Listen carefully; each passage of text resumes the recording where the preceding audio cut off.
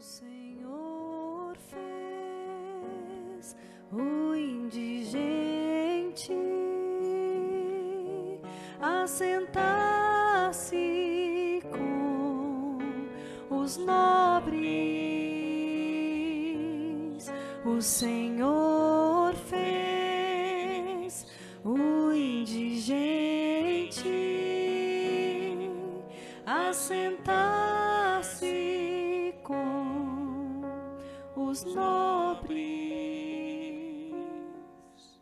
Queridos irmãos e irmãs, amado povo de Deus e da igreja, louvado seja nosso Senhor Jesus Cristo. Para sempre seja louvado.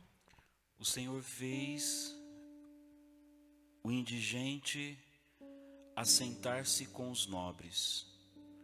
Hoje celebramos a festa de São Matias, aquele que ocupa o lugar de Judas Iscariotes, aquele que entregara Jesus por algumas moedas de prata. Só que nós temos que entender o porquê é tão importante esse relato da escolha de Matias para ocupar tal lugar.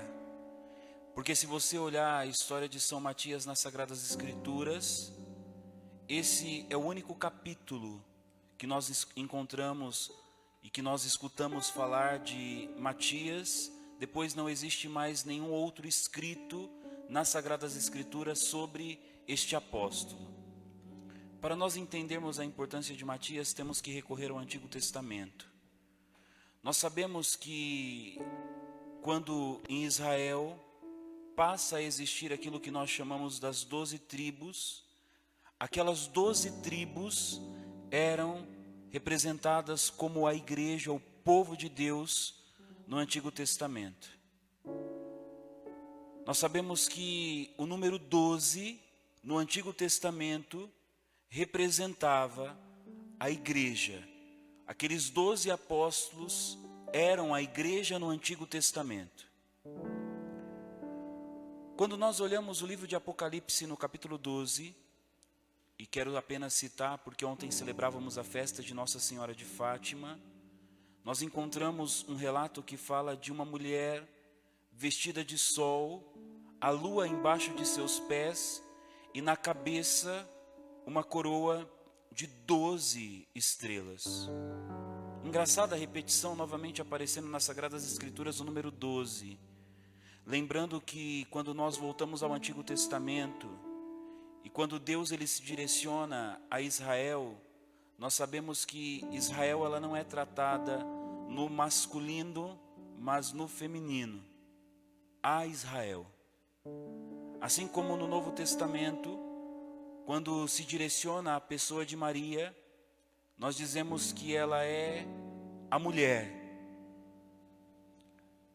Quando nós olhamos para a figura de Maria e olhamos um documento da igreja chamada de Lumen Gentium, nós vemos que lá ela foi o modelo do discipulado, e nós também podemos dizer que aquilo que se fala de Israel, aquilo que se fala da mulher, é aquilo justamente que se fala também de Maria Santíssima, porque ela é aquela que consegue seguir os ensinamentos de Cristo, consegue fazer o discipulado com muita veemência.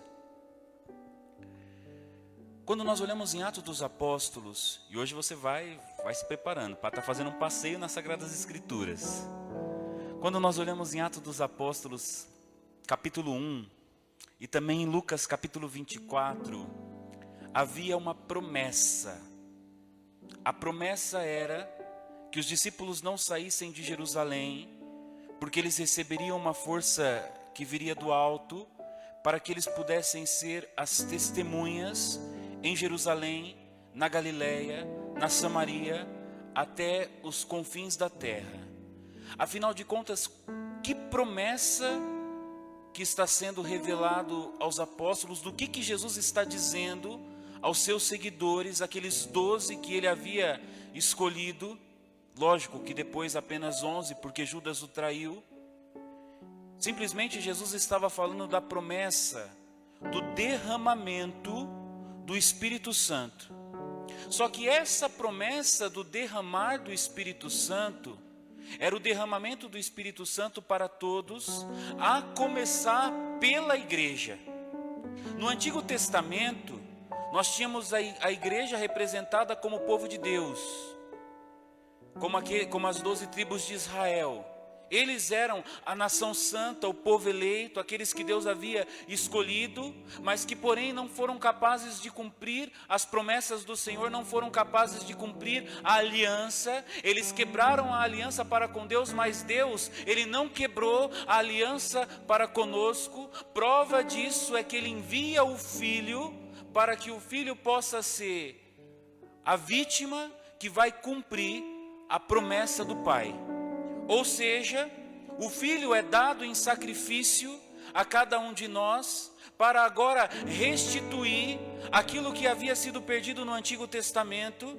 Agora o Filho vem para nos dar a promessa do Pai, que é o derramar do Espírito Santo sobre a igreja.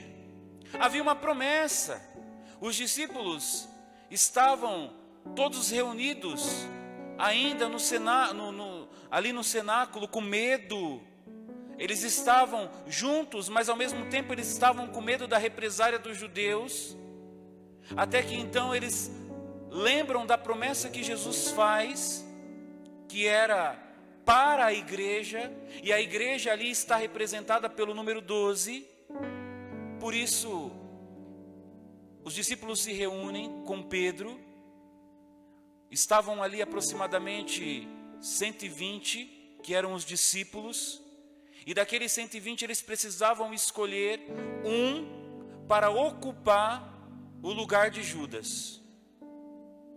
2 pessoas são apresentadas, Barsabás e Matias, e a sorte recai sobre Matias. Padre, mas por que a importância então de São Matias ter entrado para a comunidade? São Matias em si, e aqui você não vai recortar essa pregação e entender errado aquilo que o padre vai falar, não tinha importância nenhuma. A importância que ele tem, tanto não tinha importância nenhuma, que depois nós não escutamos relato nenhum dele nas Sagradas Escrituras. A figura de Matias, a escolha de São Matias, é justamente para o cumprimento da promessa, que é o derramar do Espírito Santo sobre a igreja. E a igreja, como ela estava representada nos 12 apóstolos, as 12 colunas ali da igreja, então fazia-se necessário alguém para ocupar o lugar de Judas Iscariotes. Matias é escolhido, e como nós veremos daqui a alguns dias, a igreja está ali reunida em oração, e acontece o derramamento do Espírito Santo de Deus sobre os apóstolos. O Espírito Santo vem sobre eles. E qual a necessidade de nós celebrarmos Pentecostes?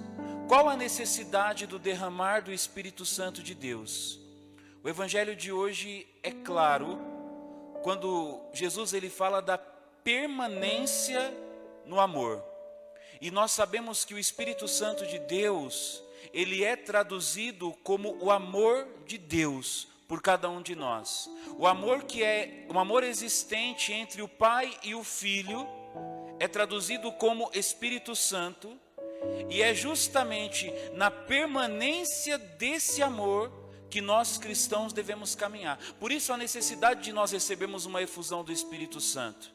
Por isso a necessidade do nosso coração estar aberto para que o Espírito Santo ele adentre o nosso coração, faça morada, para que nós possamos continuar a nossa caminhada cristã, para que nós não esmorecemos diante de todas as coisas que o mundo tem apresentado a nós. A palavra-chave de hoje é permanência. Permaneça no amor de Deus. Permaneça com o Espírito Santo sobre a tua vida, e você verá que todas as coisas caminharão diferente para você. Tem muitas pessoas que estão entrando em contato com o Padre Cleiton essa semana, principalmente porque agora não se fala de outra coisa a não ser morte, e estão dizendo: padre, eu perdi a fé, padre, eu estou depressivo, padre, eu estou com ansiedade, padre, eu estou triste, padre, eu estou cabisbaixo, padre, eu estou enfermo. Alguns que já estão dizendo: padre, eu estou até com suspeita de Covid-19. Mas você tem sintomas, filho? Não, não tenho, mas eu estou com suspeita de que estou com Covid-19. E eu dizia: muitas dessas enfermidades é a falta da permanência em Deus, a falta do amor de Deus na sua vida. Porque quando o Espírito Santo, ele está em nós, tudo aquilo que o Espírito Santo, ele toca, ele tem uma capacidade sobrenatural de transformação. Tanto que, fazendo essas lives durante esse tempo, eu nunca tinha recebido tanto testemunho de cura, de milagre, de libertação, como tenho recebido por esses dias. As pessoas às vezes mandam mensagem falando assim: padre, olha, eu estava na live lá e participei, na semana de Nossa Senhora de Fátima, o Senhor fazendo lá a reza do Santo Terço, nós estávamos clamando por um transplante, olha, padre, esse transplante chegou naquele dia, que eu assisti a live, eu consegui aquele transplante. Outros que falaram assim para o padre: padre, olha, eu estou para fazer um exame agora, eu vou refazer o meu exame e estou morrendo de medo porque eu não sei, o primeiro deu positivo, agora eu não sei se o segundo pode ser que dê. Só que daí nosso Senhor vai lá e fala: não vai dar. E de fato, quando a pessoa sai convicta de que é o Espírito Santo que move, é o Espírito Santo que rege, é o Espírito Santo que governa todas as coisas, junto com o Pai e o Filho, pode ter certeza que até aquilo que parecia ser positivo se transformará em negativo por causa de uma simples palavrinha chamada fé. A fé que nós temos nesse amor, a fé que nós temos na pessoa do Cristo, a fé que nós temos nesse Espírito Santo é capaz de transformar todas as coisas. Mas para isso você precisa acreditar, meu irmão. Você precisa ter fé, você não pode deixar esmurecer. Existe um Deus que vos ama profundamente e está dizendo que tanto eu quanto você, nós precisamos permanecer nesse amor. E o Padre tem falado por inúmeras vezes: não adianta você dizer simplesmente que é cristão. Você precisa viver agora a tua fé na integralidade, mesmo diante da situação que você tem passado. Pode ser que de repente a sua família tenha desmoronado nesse tempo de pandemia. Pode ser que de repente muitas confusões estejam acontecendo dentro da sua casa. Pode ser que você esteja desempregado. Pode ser também que você tenha recebido uma notícia não muito boa essa semana, algum parente da sua família que foi confirmado que está com a Covid-19, internado no leito do hospital, na UTI, entubado. Mas eu sempre olho para aquela mensagem que o anjo dá à Virgem Maria, principalmente aquilo que o anjo fala no final: para Deus nada é impossível. Nós temos que acreditar que Deus pode realizar muitas coisas nas nossas vidas, desde que nós creiamos, desde que nós estejamos dispostos a nos lançar na presença dEle. E quanto tempo tem que você não tem feito isso? Se lança na presença de nosso Senhor, não tenha medo de se achegar, não tenha medo de falar: Espírito Santo, vem sobre mim, Espírito Santo, vem sobre as minhas fraquezas, Espírito Santo, vem em auxílio às minhas fragilidades, vem tocar o meu interior, vem fazer de mim um padre novo, vem fazer de mim um homem novo. Diga para Ele na noite de hoje: mulher, vem fazer de mim uma mulher nova. Eis que o Espírito Santo, ele pode renovar todas as coisas, e Deus sabia da importância do Espírito Santo sobre a humanidade, a ponto de ser essa a frase de Jesus: olha, não saiam de Jerusalém, até que aconteça tais coisas. Vocês vão receber uma força que vem do alto, e serão as minhas testemunhas. O Senhor tem necessitado de homens e mulheres que sejam verdadeiramente testemunhas da palavra deles, testemunhas do ressuscitado. Eu sei que muitas pessoas se perguntam: por que Matias foi escolhido para ser um dos apóstolos de Jesus.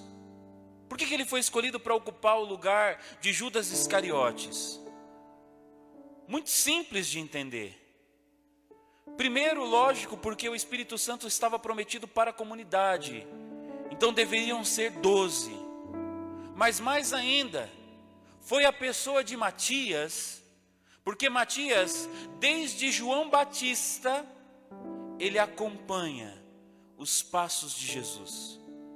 E ele poderia muito bem ser útil na comunidade e dar testemunho do ressuscitado.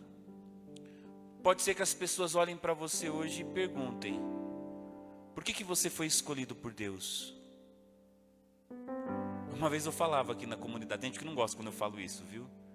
Mas uma vez eu falava aqui na comunidade, quando Deus me chamou para ser padre, uma das coisas que eu sempre perguntei para ele: não tinha ninguém melhor lá na comunidade Sagrado Coração para ser padre? A resposta dele para mim no meu coração: tinha. Não tinha ninguém mais santo do que eu para fazer parte, para ser sacerdote naquela comunidade Sagrado Coração? Aí ele falava: tinha. Mas então por que o Senhor me escolheu? Porque eu não gosto dos melhores, eu gosto dos piores. Entendeu? É a maior certeza que eu tenho. As escolhas de Deus, filho, não são iguais às nossas escolhas. Você olha para a comunidade dos 12, que às vezes você pensa ser uma comunidade perfeita, não é. É uma comunidade que tinha problemas, assim como todas as comunidades. Pessoas que tinham as suas fragilidades, pessoas que tinham a sua característica, o seu aspecto pessoal. Só que mesmo assim, Deus olha para cada um deles e escolhe. E se Deus te escolheu, você precisa ser fiel à missão dada para Ele. Padre, como que eu faço para ser fiel a essa missão? Permanece no amor. Permanece no Espírito Santo de Deus. Somente o Espírito para poder dar as respostas que você tanto precisa. Clame a Ele na noite de hoje. Clame a Ele nessa noite de adoração. E pode ter certeza que você não sairá decepcionado dessa oração. Não sairá decepcionado de ter participado dessa Santa Missa, ainda que seja por live. Pode ter certeza que o Espírito Santo, ele pode invadir a tua casa, de modo particular ele pode invadir o teu coração e te ajudar, filho, a ser fiel à missão confiada pelo Cristo. O Senhor fez o indigente assentar-se com os nobres.